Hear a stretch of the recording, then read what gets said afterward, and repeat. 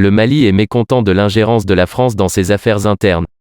C'est pourquoi, le chef de l'État Assimi Goïta a ordonné avec justesse le départ de son territoire des forces françaises, avant de suspendre les émissions de Radio France Internationale, RFI, et France 24 suite à un communiqué de la Haute Autorité malienne de la communication.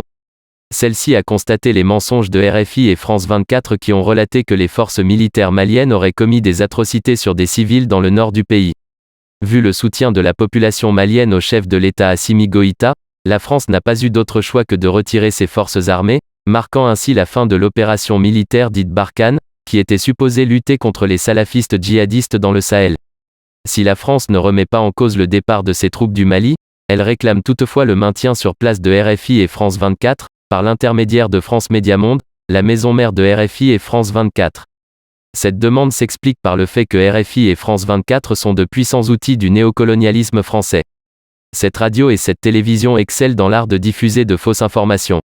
RFI et France 24 ont pris l'habitude de salir, jusqu'à la déstabilisation, les régimes africains qui n'obéissent pas au doigt et à l'œil aux injonctions de l'Élysée et du Quai d'Orsay. La France se prend pour le phare de la civilisation et RFI et France 24 en sont ses porte-paroles. La demande de France Média Monde de suspendre la diffusion de RFI et France 24 au Mali traduit la panique de Paris de voir une contagion de l'exemple malien dans toutes les anciennes colonies francophones. La France sera affaiblie si ces deux instruments de propagande perdent de leur influence en Afrique. Il faut espérer que les autorités malgaches suivront sans trembler l'initiative malienne si RFI et France 24 prennent le risque de diffuser de fausses nouvelles avant et pendant l'élection présidentielle de 2023.